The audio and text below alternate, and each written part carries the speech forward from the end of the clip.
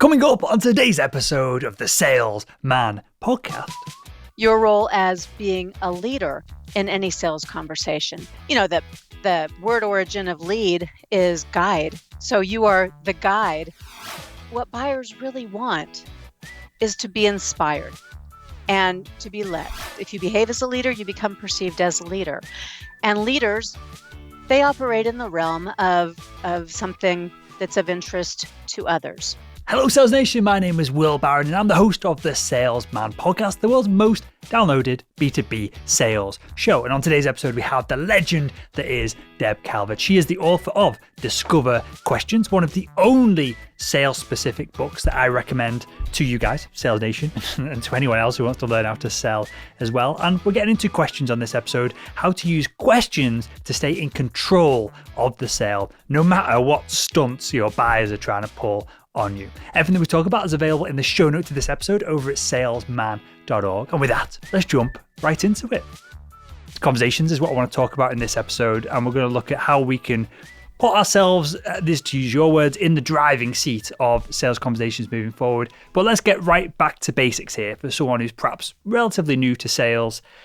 Whose job is it to control and drive a sales conversation forward? Is it the salesperson, or is it that we should be listening to the buyer and we should just be sucking up to them and doing whatever they say and letting them be in control of the whole sales process? Well, yes, we should listen to the buyer, but let's use that metaphor. So imagine being in a car and someone's in the driver's seat, and that should be the salesperson, but I think that the buyer should be metaphorically the navigator. They should absolutely be involved, and you should be very closely listening to them. But before you can even get those roles worked out, you've got to make sure that you're both going to the same place. So knowing that destination, you want your buyer to be in the car with you. But here's the thing that I see, and I guess this is really why this conversation is so important. I see a lot of sellers who are thinking that it would be rude or presumptuous to get into the driver's seat. And so instead, they end up driving around aimlessly, looking, hoping somebody's going to want to get in the car with them. So that implies, first of all, that like it or not, you're in the driver's seat, but are you going to get a buyer in there with you? And the only way you do that, in fact, is ironically by making sure it's clear that you're in the buyer's seat to you and to your buyer. You already are there, but making sure that your buyer is going to get into the car with you, that's what this is really all about. And the only way you get them there, just like an Uber driver, is by making sure you're going to that destination where they want to go, and that's how they get in the car with you. Does that make sense? It's very ponderous. That makes great sense. And Deb, is that step one then of both creating the conversation and the navigation system? Is it to suss out going back and forth with the buyer who or where we are going? Is that step one of stating that we're in control and then moving it towards progressing it towards potentially a close? I believe it is. And even before that, it's step one of working out in your own mind your role as driver, your role. We'll even position this a little differently. I think people might like this better. Your role as being a leader in any sales conversation. You know, the word origin of lead is guide. So you are the guide in that conversation with your buyer. And that is driving, right? You're taking somebody someplace just like a guide would. Cool. Well, I want to get into questions and how we can navigate this moving forward. But why do perhaps some of the audience and perhaps myself as a younger sales rep, and you can give us your thoughts on this as well, Deb, why do we sometimes shy away from this leadership role? Is it that we just don't want the responsibility of it? Why isn't it that we're doing this by default? Well, let me separate it from age, because I see a lot of older salespeople who do this too. It's that a seller isn't understanding the buyer and what they really want from a seller. So this is based on research. There are two bodies of research. So it's not just the recent research that went into Stop Selling and Start Leading, but it's the bigger body that's been going on now for almost 25 years. That'll age me, with Discover Questions. And what buyers really want is to be inspired and to be led. So let me see if I can't use a couple of other visuals here. The job of a leader is to take followers to a place the followers want to be. Okay, that's what guides do too. So if you think about being in the jungle and chopping down the vines that are in the jungle as a guide, you're taking somebody somewhere, and you're making it easy for them to get there. But nobody's going to go through that jungle with you if it's not a place they want to be. And frankly, they don't need you unless it's a place that is a little hard to get to, and they see that you have some expertise that could get them there. Well, this is all about positioning that, whether you're using questions, whether you're using inspirational language, but it's all about leadership either way. And so step one is, yes, knowing where your buyer wants to go, but even before that, having the mindset that you are a leader who is committed, interested, able to take them there. It makes all sense, right? I think everyone's nodding their head in agreement with this. And for us to give buyers the ideal buying outcomes, we've sold the same product hundreds of thousands of times. They've probably not bought this product as many times as we've sold it. We've got insights, we've got resources within our own organization. We can help these people, Deb.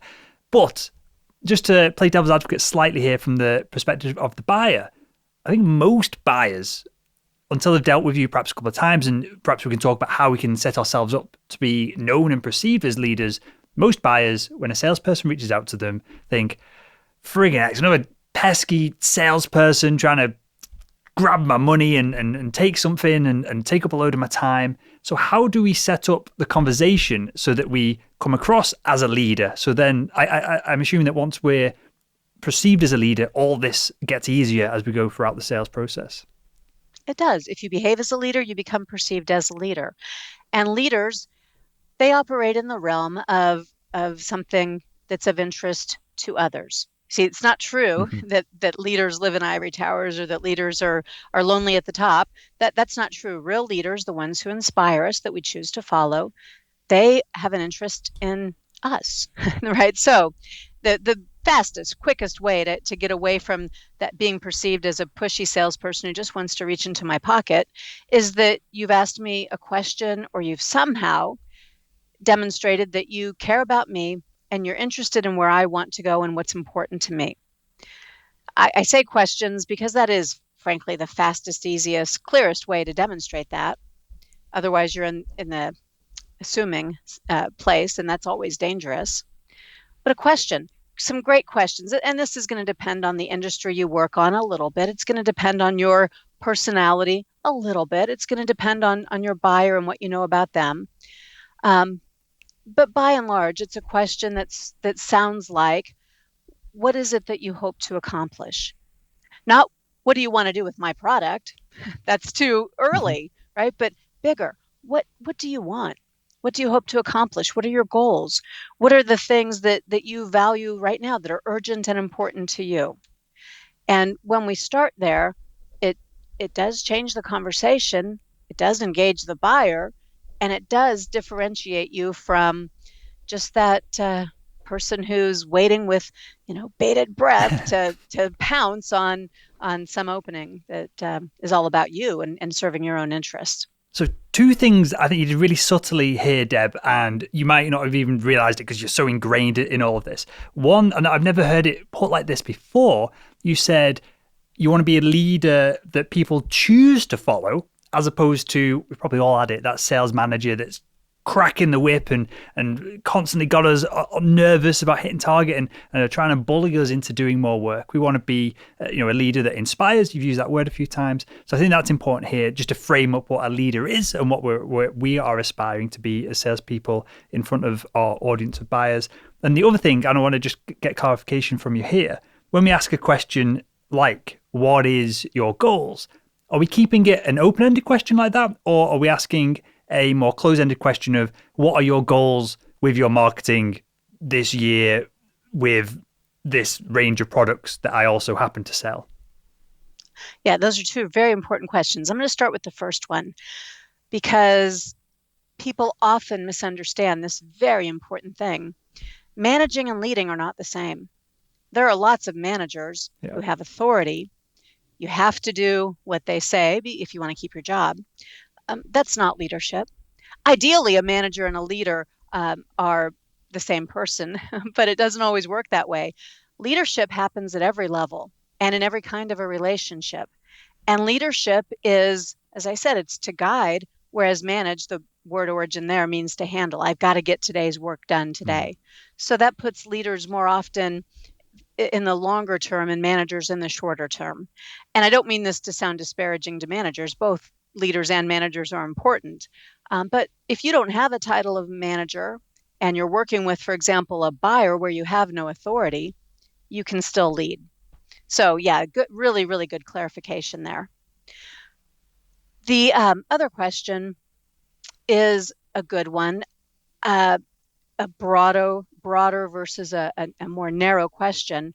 And I do strongly recommend, as counterintuitive as it may sound, because it will feel like it's going to take longer, but I strongly recommend you start with that broader approach.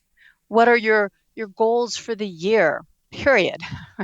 What are your goals for your legacy? What are your goals for your team? Right? These are all bigger questions. They have nothing at all to do with your product. They have nothing at all to do with marketing or positioning or branding. Later,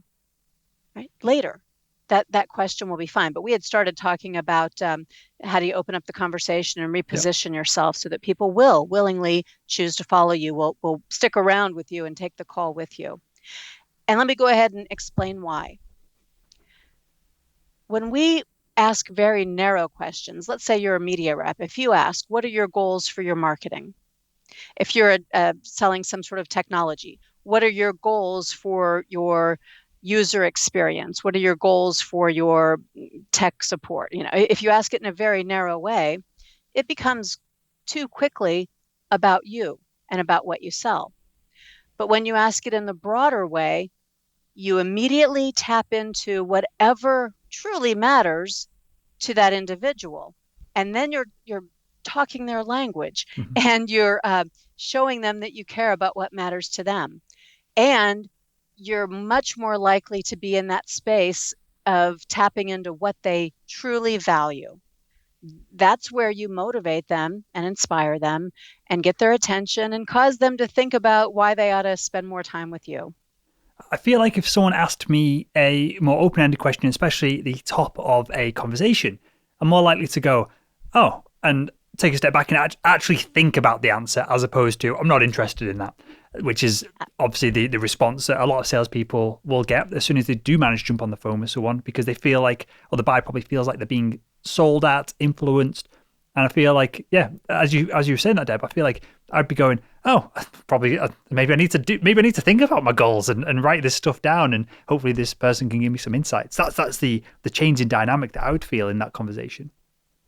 It is. And I always appreciate how practical you make the conversations, but I'm going to go a little impractical here for just a moment, because I think it's so important for the mindset piece of this. And I'm going to look away from you, because I have a quote that I cut out of a newspaper something like 30 years ago. And I have my file organizer. I had taped it on there. And so I keep that file organizer for this quote, but I want to make sure I quote it very, very quickly. Very correctly. And the quote is from a guy named Daniel H. Burnham. It says, "Make no little plans. They have no magic to stir men's blood. Make big plans. Aim high in hope and work." Okay, so what does this have to do with what we're talking about? Well, it is the same thing. It's this bigger, right? This bigger everything, bigger plans, bigger ideas, bigger hopes and dreams. That's where people get inspired. We talk about the little stuff. Here, let me illustrate it this way. Dr. Martin Luther King Jr., he said, "I have a dream," right? And his whole speech, what people remember is the dream. Yeah, he didn't say, "I have a list of measurable objectives," and it would not have had the same magic if he had said it that way. It's okay to indulge in that, especially early on. That's what captivates people and gets their interest. That's where you are going to be able to drive a conversation, a relationship, a sale, is if you first get people on board with you, get them in the car with you, and then invite them to navigate, but stay in the driver's seat. So what do we do then, Deb, next? Hopefully the buyer now, as they've come out with some spiel and they've poured their heart out to us, and we've got a gist, an idea now of both their business objectives and perhaps some of their own personal objectives as well, and how they align and intermingle. How do we, considering the conversation here is about being in control of the conversation, how do we then nudge the conversation forward rather than just doing essentially psychoanalyst on this individual and and charging them some kind of psychiatry fee after the fact? I'm going to give you and your listeners the very best example that they can relate to, and then I'll break it down a little bit. You do this really well. Anybody who listens to your podcast without perhaps knowing it already has the answer to that question you just asked. This is how you do it. You pay attention to what Will's doing as the driver of the conversations with the guests he brings onto his podcast. Right. Now, let me break it down. Let me just say this, Deb, interject here. I have no idea what you're going to say. So whatever I'm doing it by accident and inadvertently. Well, you're paying attention to some of your good instincts, and you've probably learned along the way. I bet if you went back and listened to some of your early podcasts, you might even be horrified. Sure. I know I was, but I listened to some of the first podcast or sales calls that I had a chance to play back. But this is what smart sellers do. They learn, they adapt, and they follow some of their better instincts. They also are humble enough to do those adjustments along the way. So what a good salesperson or a good podcaster or a good friend who converses with you, right? What we do in conversations that takes us step by step to a place where we're leading and a place where we're using questions effectively. They do a couple things. First of all, they don't plan ahead for every single question that they're going to ask. If you script your questions, you might as well not have your buyer in the passenger seat navigating at all. In fact, that's exactly how they'll feel. They'll feel completely marginalized, and they'll feel like it's very robotic and generic, and it's very disinteresting to them. Many podcasters, so to keep my comparison going here, many podcasters send a list of questions. In fact, you can tell, send sort of the same questions to everybody who's ever on their podcast. And I guess some guests actually are okay with that, or maybe even like it because it helps them to feel more prepared. I think after that initial security blanket aspect of it wears off, they also eventually feel, and certainly listeners feel, that it's a little bit boring and they're not really getting a full amount of information, and it doesn't create opportunities for real, genuine, personalized, relevant, meaningful dialogue. Okay, so first thing is that they don't ask scripted questions. Second thing, it's hard, but you listen. You listen to the answer for every question that you asked. And that's a skill, and it requires some skill building. But you'll notice as you are listening to Will as an example of what I'm describing here, he doesn't ask a question that's unrelated to what I've said. Now, maybe sometimes you have to do that because maybe sometimes guests or buyers get way off course, and you've got to rein them in with a question that's different from what they've just said. But more often, your question is a natural one. It drills down around something that they've said. It builds on what they've just said. For example, your question was, okay, that's what we do first. Now tell us, Deb, what do we do next? Right? It's natural for conversation to flow in that way. And the third thing is that as they're listening and as they're drilling down and as they're creating this two-way dialogue, that it's a back and a forth, they also do advance the conversation. Will's last question did a good job with that too. And people are going to start to think we planned this, Will, because he did, but we didn't. But what I mean by advancing the conversation and building on the conversation and directing, driving, steering the conversation without being manipulative or rude in the way that you do it, is that you select out the pieces that are most useful to the goal, the destination that you want to reach. You don't ignore the other important pieces. If I had said something very big, very emotional, and took us on a different tangent, you'd have been okay with that. But since our topic is how do you stay in the driver's seat and why is that important in a sales conversation, right? You extracted some of what I had said before and decided to emphasize that as we move forward. Okay, Deb, tell me this. What is your favorite food? Now there's a tangent, right? And I'm like, joking. Where's he going with that? Even though it's a fun question and I'm laughing as he asks it, I still had that. Mm-hmm. I still had that. It was because you're listening, right? You're actively paying attention, and you're right. I don't send questions across. What I do is typical. We went back and forth with. I like to have a headline and a place where we're going to, essentially, and what I try and do in the podcast. And it's you've highlighted it there, and this is something I do consciously do, Deb. That is, I try and break it down into steps. So at the end of the show, we can wrap it up with, here are the 4 steps to do X or Y. Now, some podcasts, when you have someone who's just got a really motivational story, sometimes the story is good enough. But I even find when I interview those kind of people, we've had Olympic athletes on the show, we've had astronauts on the show, we've had UFC fighters on the show. I find that they're just throwing this story back up for the 79th time that week. And so I do try and break things up the best I can with them as well. But is that something that we should be thinking about in our sales conversations, that the conversation is in multiple parts and we know that we're making progress because we can say, well, we've gone from getting the big picture, now we've narrowed things down to part B, C, D, E, and F is perhaps we ask the question, does it make sense to jump on board, have another call, bring in your partners? Should we be thinking of a sales call that we're trying to stay in control of as having separate sections? Absolutely. So we're in the car, we're driving to our destination. You've got to have things along the way that you're checking off. Am I going the right way? Do I have enough gas? Right? Am I able to make it, or do I need to stop for the night? Right? So yeah, sure. What I really like about this question is that it's making me think about what the typical salesperson does that isn't that. And having those criteria or those chapters worked out, I think that's really smart. Too often, sellers make those checkoffs. Is this a qualified buyer? Mm-hmm. Did I hear a hint of any need? Like, have they ever used or even heard about my product? And do they seem to be giving me a little smile or something that's at least a little bit affirming? And then I'm going to be able to dive in. So we're already doing this, but are we doing it in the right way? I love this question. Yeah. Yes. The answer is yes. People should do that. So that's what they shouldn't do. Let's talk about what they should do instead, very much in a better way.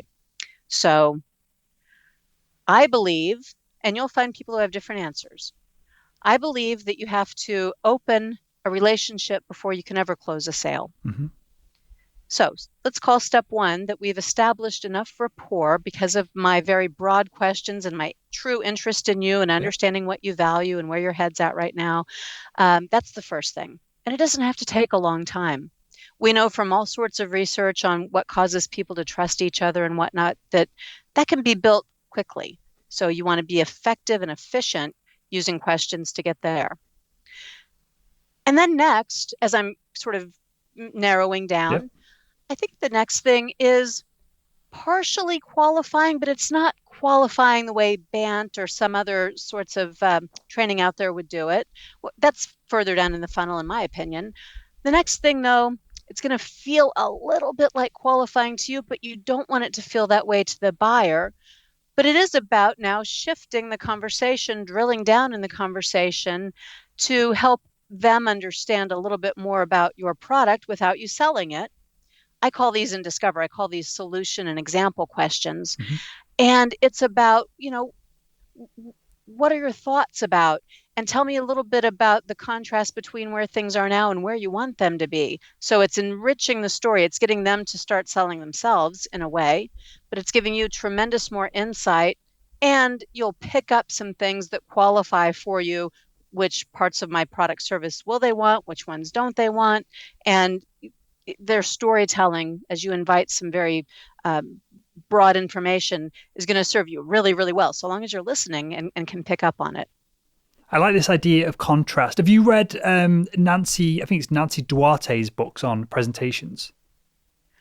I have met Nancy.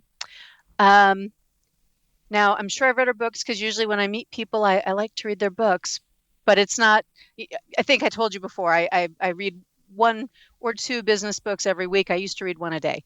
So Sure. tell me the names. Sure. Maybe I'll, well, maybe I'll get link, there fast, or a key theme. I'll link them all in the show notes. I'm getting a lot of value out of them. So I don't typically read like traditional sales books. Obviously, we've got yours on the desk here because I love that. But I tend to focus on books around sales, and I feel like I learn more from them that is then applicable to a sales role. Because I think a lot of sales books just point out the obvious and try and sell you on some kind of training on the back of it. But with that said, Nancy's books are all about, or a big part of the presentation techniques that she teaches is to contrast either this is what it was like and this is what it could be like, and future pacing people, or this is how things have always been done, this is how things could be done, and going back and forth. And that's how she reckons that, for example, she uses Martin Luther King's presentation. She breaks it down and it's here now, there's the problems, here's the future, here's things in the past, and going back and forth between all these different opportunities to contrast where we are right now, where we could be if things go right, where we could be if things go wrong. And I find that's really valuable in my own sales calls and the training that we do as well, Deb, that it as you use the word storytelling, it starts to paint a real picture in the mind of the buyers rather than saying our product is going to do X, Y, Z. We're starting to paint this story in the buyer's mind using contrast at this point in the conversation of they think our product could do X, Y, Z, and if they don't do anything, they think that the future is going to turn out this way. So how can we get the buyer to think about all of this themselves, so we're not putting words in their mouth, by perhaps asking questions that allow this contrast and this sharing of the different futures? How can we draw that out of the buyer so again they're painting the picture and we're listening to it rather than us saying we can do X and if you don't do it you're going to get Y? I mean, and that is so smart because then you're getting buy-in before you ever asked for the buy. It's their idea, not yours. Mm-hmm. And in customer experience research, this is called they're participating in creating what they want. So this is the E question in the acronym DISCOVER. I call it an example question because that's what we're after. And its purpose is to give people the same sort of experience that when you go to buy a new car, that experience is that they put you behind the wheel of the car. They're so much in a hurry to get you to take a test drive because they know you're going to smell the new car interior. You're going to feel that lumbar support. You're going to love how the cup holder's positioned. It's going to be so different from what you're driving right now in positive ways. Deb, I think me and you buy cars differently. If you're really interested in lumbar support and cup holders. That's the purpose of the test drive. And then afterwards, yes, they're going to pop the top. And they know you've already done a lot of research about, you want a V8 and this one had that power as you accelerated. And yeah. But yes, I'm very much about comfort in my recent car purchase. Sorry to interrupt you there. There's the age difference coming through. So, I even like car color, Will. Yes. So you can't do that unless you sell a product where they get a hands-on demo. Mm-hmm. You've got to do it in their mind instead. And a question about contrast will help do that. So you ask a question like, tell me the difference between the experience that you've been having with your XYZ and what you would consider the ideal experience. You get them to begin imagining that. Or you give them a little bit of a something like, what would it be like for you if instead of having to have somebody on your team do transcription, you could have 95% accurate transcription with AI? What would that be like for you? Mm-hmm. And then of course the follow-up is, how important would that be to you, right? You want to know and magnify that value. So, whatever it is that you have to offer and that is likely going to be important, you're asking them to give that contrast and be able to fully feel and experience it as much as they can. So if the top of the conversation, Deb, we've built some rapport, we've asked these big open-ended questions, the buyer went, this is not what I was expecting from this call, and there's a ton of value, and perhaps we're helping them refine what their goals are to a certain extent on the call. Then we start to compare and contrast what life would be like hitting those goals or not hitting those goals. And hopefully at some point our product or service is now kind of nearly in the picture, even though we're not perhaps talking about it directly. How do we then stay in control of the conversation? And perhaps at this point, I don't know how many minutes we are into the conversation at this point, but how do we start to perhaps steer it towards to gauge a reaction of whether they think that our product is suitable for them from a perspective of ignoring banter? We assume that most of that has been ticked off because we've done our research before picking up the phone.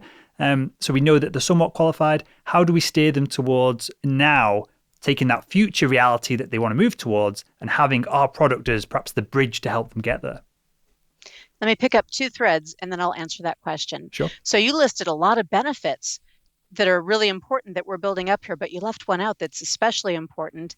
And that is, as they're telling these stories, as they're making these contrasts, you're also overcoming any price objection that would have come automatically later on. And when they ask about price, it's going to be offset by all this value that's been building up. And it really is true. This actually happens. So you're also supplanting price as the primary consideration in their mind. Okay. And then the second thing you said was, who knows how long we are into this conversation by now. So I want to offset that and let people know that this is actually a much more efficient way of selling. It's effective. You're going to get more yeses more often. You're going to have a longer conversation right now, but not hours like you might be imagining that it would be. Purposeful, good, well-crafted, good sequence in your questions makes everything happen faster ultimately, including the yes, the advancing of the sale to a yes. Okay, so how do you do it? So now we have gotten them to tell us what their goals are. We've gotten them to tell us these contrasts between current state and desired future state. We've gotten some indication of value, what matters most, why does it matter, how important is it? And now that we're moving down this narrowing, we're at the place now where we're bridging between probably value that's on the table and the decision process. We need to understand it and begin getting them to think about it. Sure. So we've asked some questions like, what are your thoughts about, and what would that mean to you? And give me the difference between. So value again. So you told me what's most important to you is, right? What's going to take internally for you to make that happen? And what will your primary criteria be as that decision's made for you and for others? And, how is my product stacking up here as you evaluate it based on these criteria? And what have we not talked about that would seal the deal and make that happen for you and for others inside the company? Okay. So, now we're in the realm of selling, but still we're getting information, and it's the buyer who is navigating as you steer with your questions. So what's the final step in this process? I feel like we've got 4 steps so far, Deb. Is it always to ask a question like, does it make sense to do X, Y, or Z and get a definite yes? Or is the opportunity to go back to open-ended questions? What should we be? What was the end goal with all of this process? Yeah, we do want to get to a place where there's a yes or a no. It may be in the same sales call. It may not be. It depends on the complexity of your sale, of course. So, we've been sort of talking about the discovery process at this point. For certain kinds of products, you could bridge that straight into a close, right? For others, there are going to be more meetings and demos and timeframes that come into play. But at some point, yes, you need to know yes or no. Being caught up in endless continuances and maybes doesn't serve you or them well at all. So is it fair to say then that we are starting with big, audacious questions and then slowly, perhaps even get more strategic with the questions, and they're getting narrower and more closed as we go towards the end of the conversation? Yeah, absolutely. They're getting more narrow in focus and more about you and the need as it does now fit your product. So the big need is, in my company, we have committed to, and my role in that is that I'm responsible for, and that means I'm going to need, and your product does, and now let's make it happen. That could be on a poster, Deb. Literally what you just said then should be on a poster as a general framework for people as they're on conversations to prompt them to move down this funnel of questioning. we call it the question sequence funnel in Discover Questions, but you're right. I need to revise it because that was better than what's in the book. I would have a poster like that. It'd be something you could even have it on the desk something here, but that would be a cool thing to have, especially if you've got, your little office cubicle, especially if you're doing inside sales. Something like that could be a real subtle, useful prompt for people to just to subconsciously encourage them to keep moving forward and making progress and staying in control of the sale. There's two things I want to quiz you on to wrap up the show, Deb. One is completely off topic, so I'll save that for in a second. But what do we do when we're trying to be the inspirational leader? We're trying to help our buyer navigate us towards a place where everybody wins. We deliver a product, they get an incredible service that far outweighs in the value that they get, the price that they're paying for it. What do we do when the buyer still is kind of treating us like a pesky salesperson, even though we're pretty much doing everything right? What kind of questions can we ask that are perhaps like a hard restart that allow us to re-grab hold of any control that we possibly can? I was listening to some chorus recordings for a newer client last week, and I loved this example. So I'll give you a fresh new example. Perfect. This seller had done a lot of things right, and there were two buyers. This was all in a Zoom meeting, and it was the third or fourth meeting, and it was still very much the buyer having all those stereotypes in mind, literally saying things like, I know that's probably going to work out better for you commission wise, but, and all these little, always assuming the worst kinds of statements that were not deserved by this particular seller. And so finally, the salesperson, I don't think this was made up or acting at all, but the seller, eventually just kind of said, okay, look, I work really hard at not being like every stereotypical salesperson out there, and you're giving me a really hard time. Am I ever going to be able to earn your trust and be viewed differently? And he didn't say anything else. He just froze and looked into the camera at the end of that.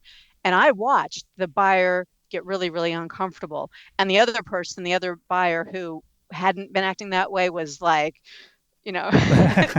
I can imagine, yeah. Yeah. And it broke things down.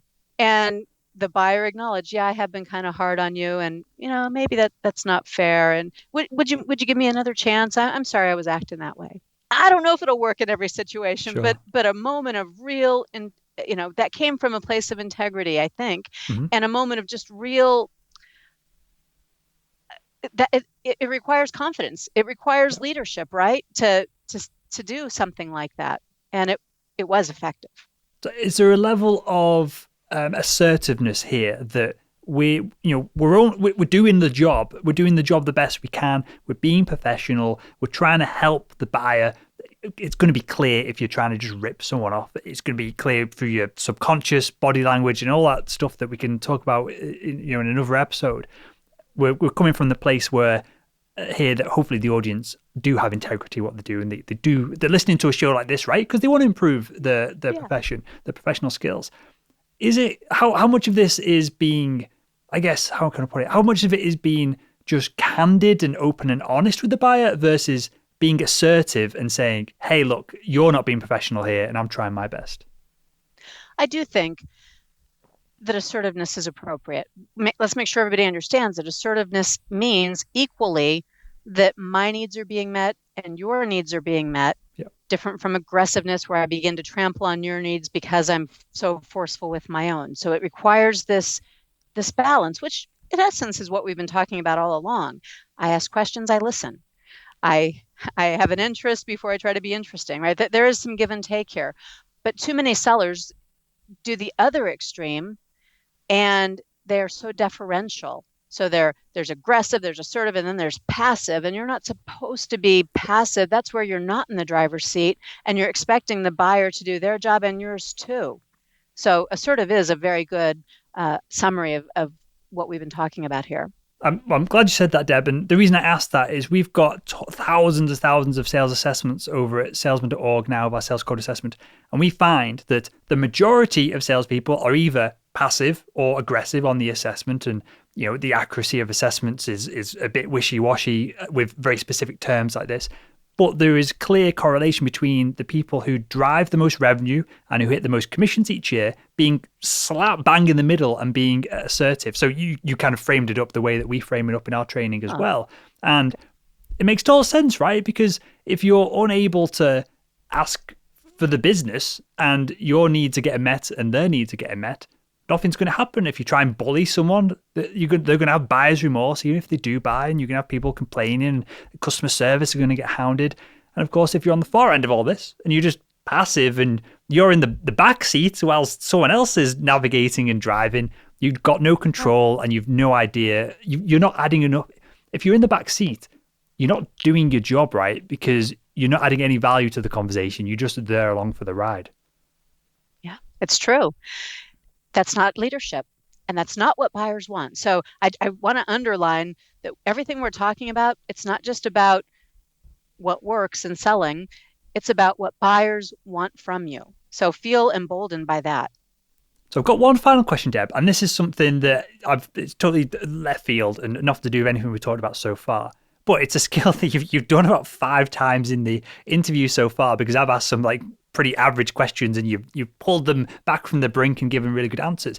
But you're very good at holding seemingly multiple threads of a conversation in your head at once. And multiple times you've said, well, I'll answer this, then I'll answer this. And by the time you've answered the first part, I forgot the second part that I asked you originally. And you've got all this kind of wrapped up in your brain. And is there any strategy to that? Is there anything you're doing to keep track of all these different threads of conversation? Because I feel like it could be really valuable to salespeople, especially if you ask a big open-ended question and the buyer comes at you with 7 different opportunities for you to continue the conversation. Keeping track of 3 or 4 of them, I find personally is difficult.